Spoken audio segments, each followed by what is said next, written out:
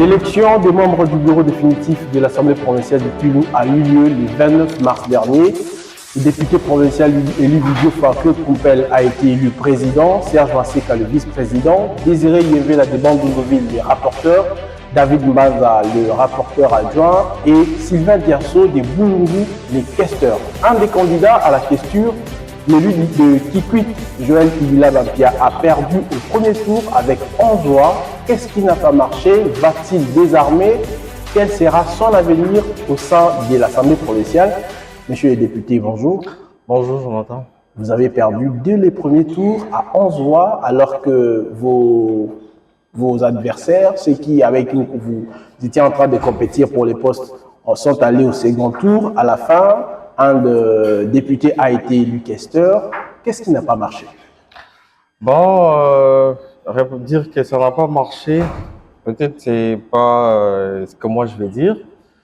Je pense que les élections, je l'ai toujours dit, les élections c'est un jeu démocratique, c'est une loterie, et ce qui est tout à fait normal lorsqu'on arrive dans ces genres de terrains.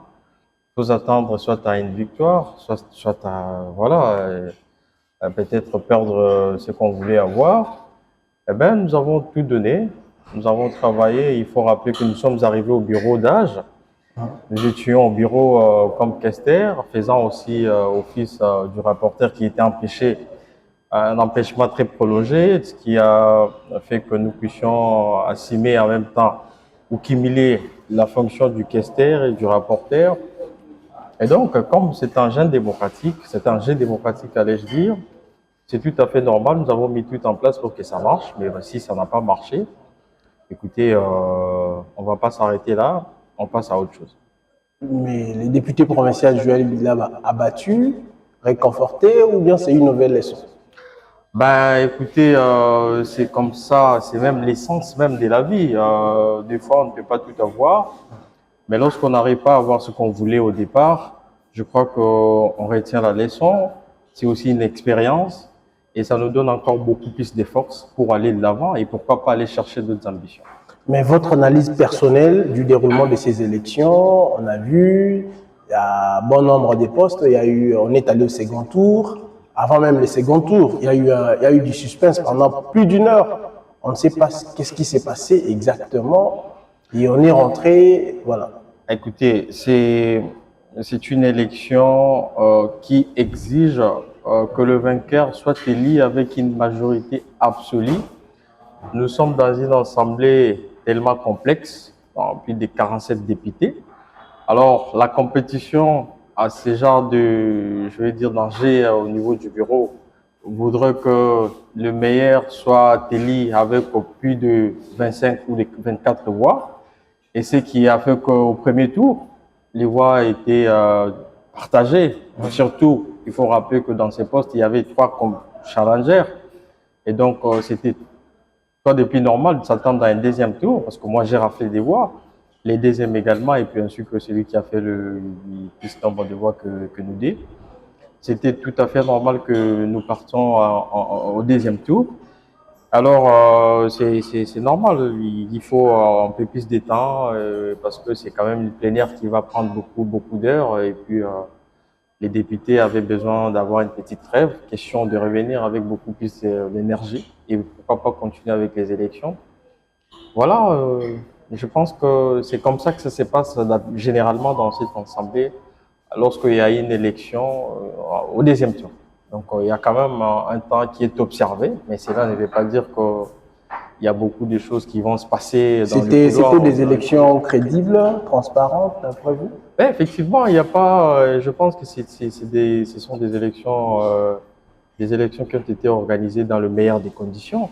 Et il n'y a pas une partie qui se sent lésée jusque-là pour aller saisir les instances judiciaires pour dénoncer ou, je sais pas, attaquer une décision ou un quelconque résultat qui a été proclamé par la commission ad hoc. Donc, à ce niveau-là, s'il n'y a pas de partis qui se sentent lésés après les résultats des élections, de plus normal de considérer que ce sont des élections qui se seront déroulées. Vous étiez déjà sur le train d'un membre du bureau. Du coup, vous devez rentrer, prendre le siège comme député simple, est-ce que vous allez jeter l'éponge, laisser votre siège et partir, ou bien vous allez continuer à remplir votre mission? Alors, ça, c'est une très belle question. Vous savez, en fait, j'étais proclamé comme député, je ne m'attendais pas à être membre du bureau, qu'on se le dise. Quand je suis arrivé à Bandundu, c'est comme ça que j'ai reçu une notification que je suis membre du bureau d'âge. Mais personnellement, je n'avais jamais ambitionné être membre du bureau. Et lorsqu'on arrive, c'est vrai que la province a traversé une situation très exceptionnelle. On n'a jamais vu un bureau d'âge qui a mis autant Une année et quelques mois. C'est vrai que même lorsque j'étais notifié comme membre du bureau, je n'avais pas du tout les ambitions de rester là. Mais c'est à force de travailler, mais aussi parce que les travaux que nous avons réalisés au sein des Saintes Assemblées, ce travail a permis justement, ou nous a donné les goûts de rester. Et vous avez les administratifs, nous avons servi les administratifs, les députés, nous avons apporté… Qu'est-ce que vous avez apporté concrètement? Bon, il faut dire que l'Assemblée provinciale avait un sérieux problème de confiance avec les banques locales. Mais lorsque nous sommes arrivés, d'abord, nous avons trouvé la comptabilité qui était pratiquement à la banque où tout s'est passé. Donc, les députés, à chaque fois qu'il y avait la paie, tous les députés devaient normalement passer à la comptabilité pour toucher à leurs émoluments, ce qui est tout à fait voilà, incompréhensible à ce niveau de cette institution, qui est la première institution provinciale, et voir que les députés, les élus provinciaux qui représentent la population, et qu'à chaque fois qu'ils seront payés, ils passent à la comptabilité. Alors, il faudrait voir quand même quelques banques, question de donner une très belle image, de vendre une très belle image de l'Assemblée provinciale pour que tous les députés, si à chaque fois les émoluments sont disponibles, qu'ils puissent passer, que la paie des députés puisse passer par la voie bancaire. Et nous l'avons obtenu avec une banque de la place. Et aussi, nous avons trouvé des services administratifs, parce que vous savez, le cœur de l'Assemblée provinciale ou du bureau qui dirige l'Assemblée provinciale, ce sont les services administratifs. Mais nous avons trouvé des services qui n'avaient pratiquement rien au sein de leur bureau, où tout était dans des conditions tellement déplorables. Mais grâce à notre petite touche, à notre travail, à notre apport, nous avons réhabilité quelques bureaux des administratifs. Nous avons permis à tous ces bureaux, donc nous avons équipé tous les bureaux des administratifs et nous avons aussi réhabilité l'Assemblée provinciale. Nous avons acheté des équipements informatiques, question de permettre à ces services d'être efficaces à chaque fois qu'ils vont faire la production des documents, à chaque fois qu'ils vont produire des des travaux efficaces permettant au bureau d'être, on va dire, aussi efficient pour permettre de bien évoluer.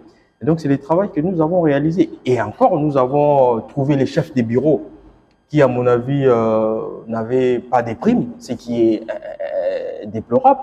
Mais nous avons aussi donné des primes à tous ces chefs des bureaux et aussi apporté une célérité. Lorsqu'il y a paye des députés, des administratifs, nous avons aussi apporté cette célérité, cette rapidité pour permettre à tous les députés ou aussi à tous les administratifs d'être en possession de leurs émoluments à chaque fois que ces émoluments sont disponibles. Donc, ce sont des choses que nous avons apportées au sein de cette assemblée. Il faut aussi rappeler que nous avons trouvé des camps au sein de cette assemblée, les camps des présidents qui étaient là avant nous. Et il fallait remettre tout le monde sur le bon rail, voir les choses dans une même direction parce que c'est une institution, la première institution provinciale.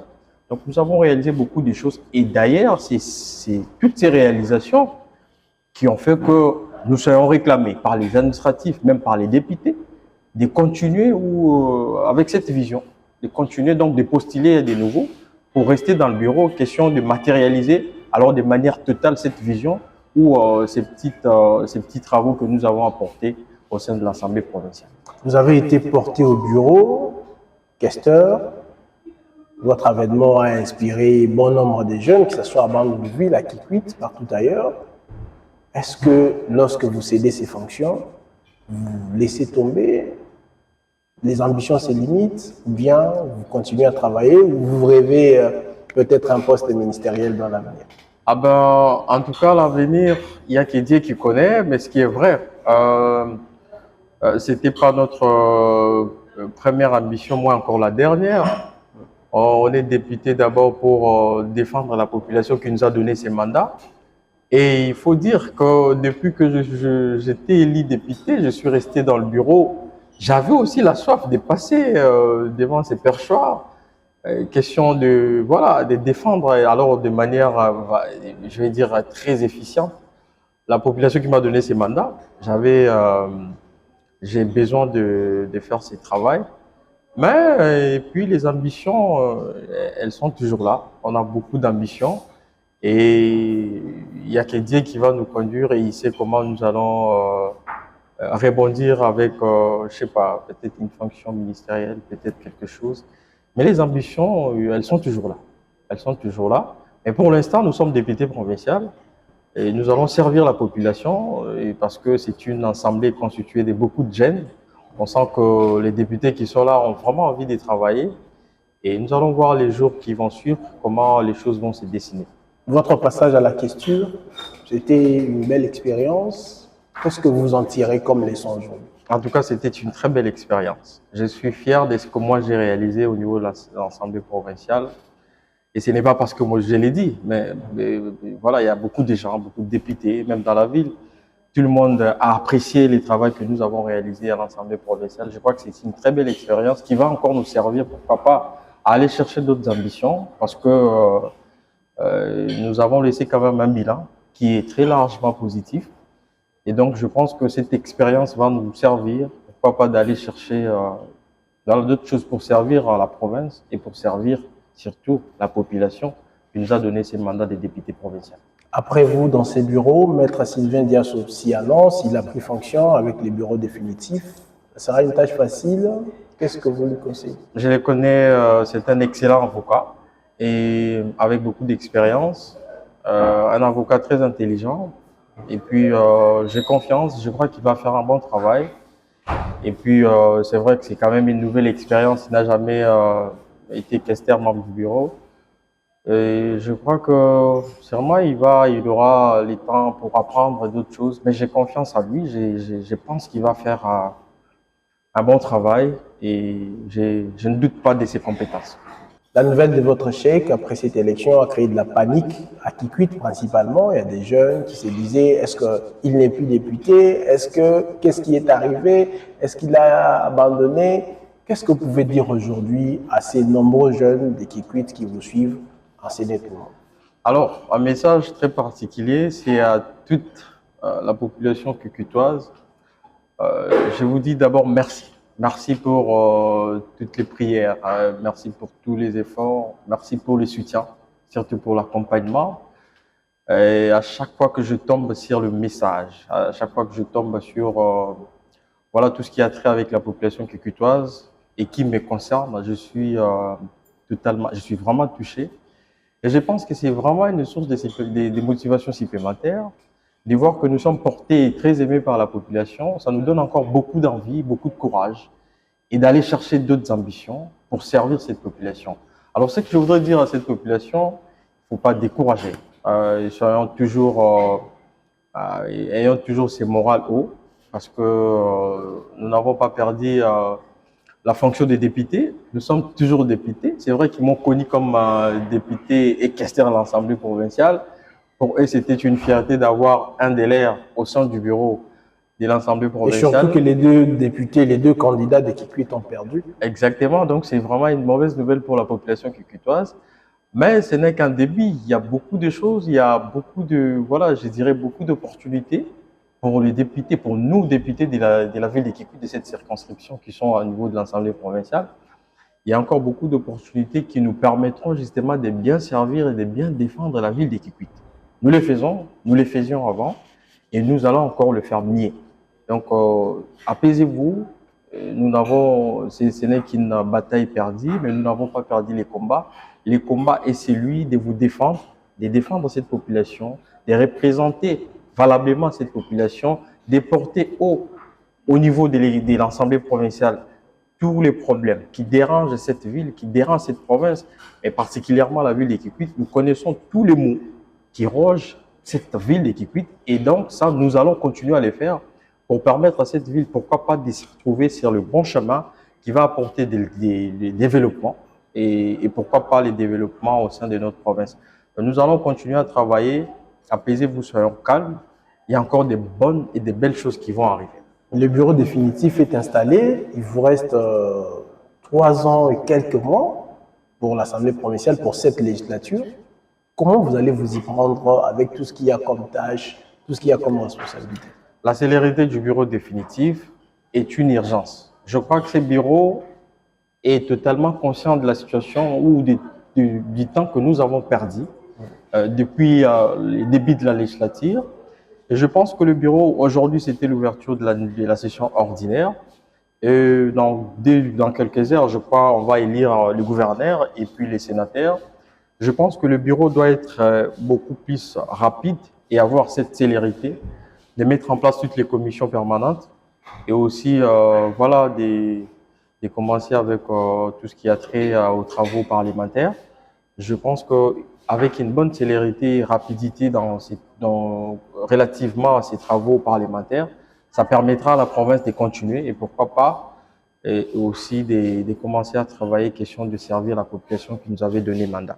Pour cette nouvelle législature, la population de Kikwit vous écoute. Quelles seront vos priorités? Parce que Kikwit a ses problèmes, Bandundu aussi et tous les autres territoires. Ah, je ne voudrais pas qu'on donne l'impression que je parle de Kikwit, je suis député provincial, bien qu'élu de la ville de Kikwit. Je connais tous les problèmes. En fait, la province attend beaucoup de nous, nous députés provinciaux, parce que notre province connaît beaucoup de problèmes. On parle d'une régression absolue qui n'est plus à prouver, parce qu'aujourd'hui, la province du Kwilu est comptée parmi les 5 provinces qui sont pauvres. Et ce qui est totalement inconcevable et paradoxal, parce que c'est une province à vocation agricole.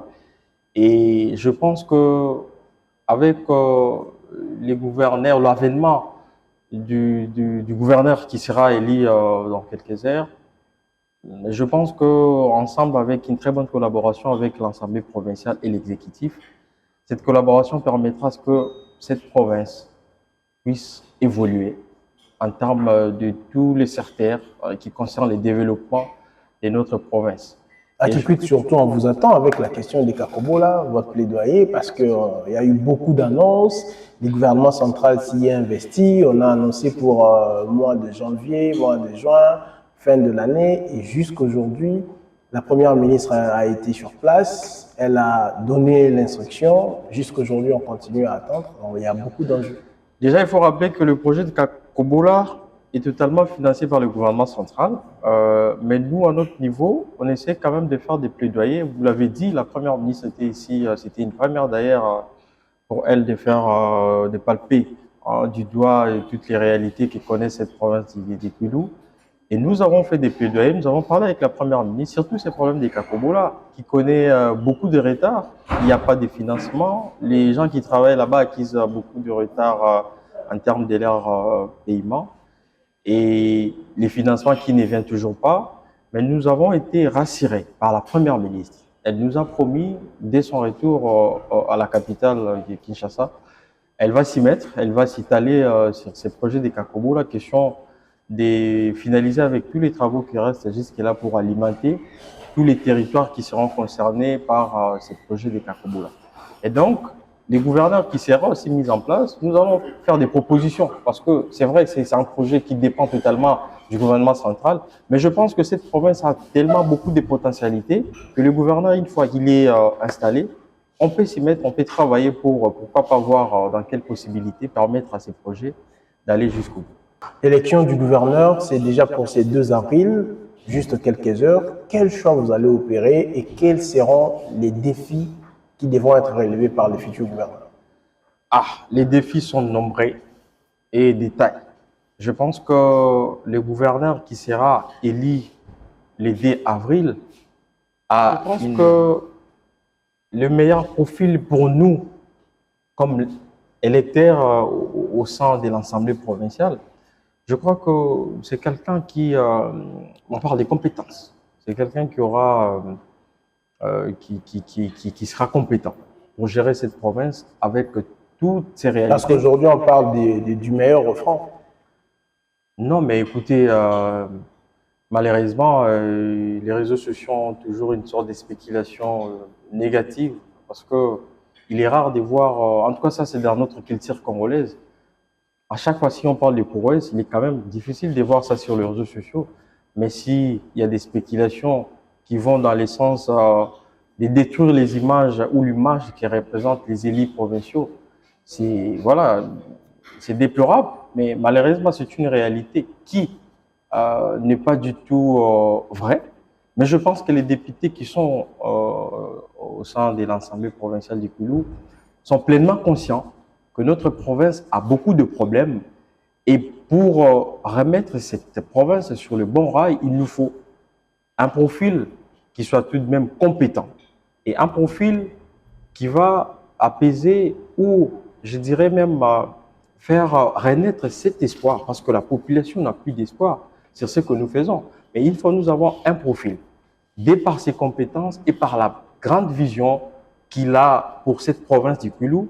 Je pense qu'il pourra quand même renaître cet espoir qui est malheureusement perdu par cette population kouloise au vu de toutes les réalités que nous connaissons. Et je pense que les députés provinciaux que nous sommes, tous les députés provinciaux, parce que je les côtoie, je parle avec eux, sont pleinement conscients de cette régression qu'ils connaissent la province du Koulou. Et pour faire face, pour remettre la tête ou sortir la tête du gouffre dans lequel nous nous retrouvons, il nous faut un profil compétent. Et un monsieur qui aime d'abord cette province et qui aura cette volonté. Parce qu'il n'y a pas que les compétences, mais aussi la volonté. Est-ce que vous subissez aussi de pression de vos regroupements, de vos formations politiques? Vous êtes aussi contraint quelque part comme député? Je pense que quand on est ici d'une famille politique, il y a beaucoup de réalités que vous épargnent en fait les contenus. Mais je pense que les députés sont totalement libres. Parce que les députés sont élus par voilà, la population que constitue notre province. Et je pense que s'il faut faire un choix judiciaire, un choix qui permettra à la province d'évoluer, d'aller en avant, je pense que ces choix dépendent de la conscience collective de tous les députés, justement pour aider la province. Et aussi, parce qu'il ne faut pas oublier, nous avons la population qui nous regarde, qui nous parle tous les jours. Et je pense qu'on est tous conscients de cette interpellation qui est faite tous les jours par la population. Et cette population attend de nous, électeurs, je vais dire des gouverneurs et des sénateurs, attend de nous de très bons choix. Et je pense que ces choix-là qui permettra à la province d'évoluer. Et nous, on n'a pas besoin de briser cette confiance qui nous lie avec la population. Donc, quoi de plus normal que de faire un choix qui va satisfaire toute la population, non seulement satisfaire la population, mais un choix qui va permettre à la province d'évoluer et puis aller chercher des bons projets ou des grands projets pour permettre à la province, pourquoi pas, d'évoluer positivement. C'était un grand plaisir pour nous de vous recevoir aujourd'hui pour parler justement de ces élections, que ce soit l'élection des membres du bureau définitif comme celle de gouverneur, sénateur. Déjà pour les 2 avril, monsieur le député, merci. Merci beaucoup.